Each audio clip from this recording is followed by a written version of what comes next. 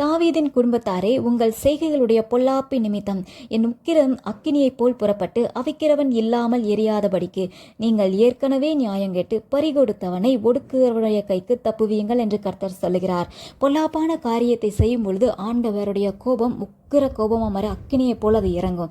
இன்னைக்கு ஒரு சில ஜனங்களுடைய பொல்லாப்பி நிமித்தம் இந்த இடத்துல சொல்லப்பட்டிருக்கு. இன்னைக்கு உங்களுடைய வாழ்க்கையில யார் உங்களுக்கு எதிராளியா வந்திருக்காங்க, யார் உங்களை ஒடுக்குகிறார்கள்.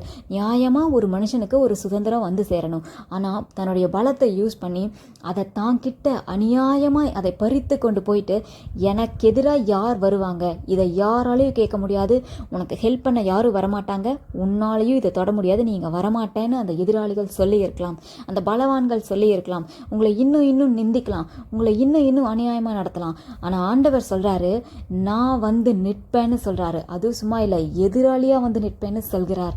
யாரெல்லாம் இந்த மாதிரி ஏழைகள், திக்கற்ற பிள்ளைகள், அவங்களுக்கு வந்து அந்த பேக்ரவுண்ட் இல்லாதவங்க, நலிந்த மக்கள், நியாயமாக அவங்களுக்குன்னு வைக்கப்பட்ட சுதந்திரங்களை தன்னுடைய அதிகாரத்தை யூஸ் பண்ணி குறுக்கு வழியில் அதை பறித்து கொண்டு போனால் அந்த ஏழை மக்கள் அலறாங்கல்ல, அதை கர்த்தர் பார்ப்பார், அதை கர்த்தர் கேட்பார். அந்த பலவான்களுக்கு எதிராளியாக ஆண்டவரே வந்து நிற்பார். இன்றைக்கு உங்ககிட்ட இருந்து யார் என்ன சுதந்திரத்தை பிடுங்கிட்டு போயிருந்திருக்கலாம், அநியாயம் செய்திருக்கலாம், உங்களை ஒடுக்கி இருக்கலாம்.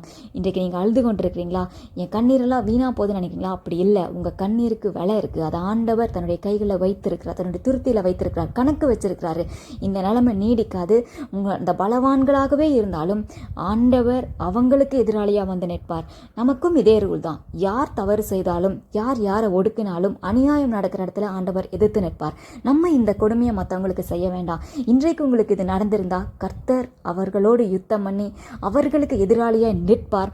உங்களுக்கு நியாயமாக வர வேண்டிய சுதந்திரங்களை கர்த்தருடைய கரம் உங்களுக்கு மீட்டு கொடுக்கும். கர்த்தர் உங்களுக்கு துணையா நிற்பார். எப்பயும் உங்க கூட தான் இருப்பாரு, உங்களை வாழ வைப்பார். நம்ம செய்ய வேண்டியது ஒன்று தான். நல்ல பிள்ளைகளாய் நடந்து கொள்ளணும். ஆண்டவருக்கு கீழ்ப்படிந்து கர்த்தர் நமக்கு கொடுத்திருக்கிற கட்டளைகள், கற்பனைகளை சரியாய் கை கொண்டு நீதியின் பாதையில நம்ம நடக்கணும்.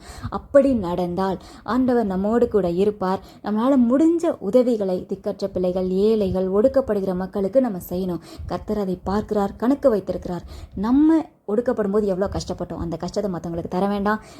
வேதத்தின்படி, வேத ஒழுங்கின்படி சரியாய் நடந்து கொள்ளுங்கள். கர்த்தர் உங்களோடு இருப்பார், உங்களுக்கு பக்க பலமாக இருப்பார். கர்த்தர் உங்களை ஆசீர்வதிப்பார்.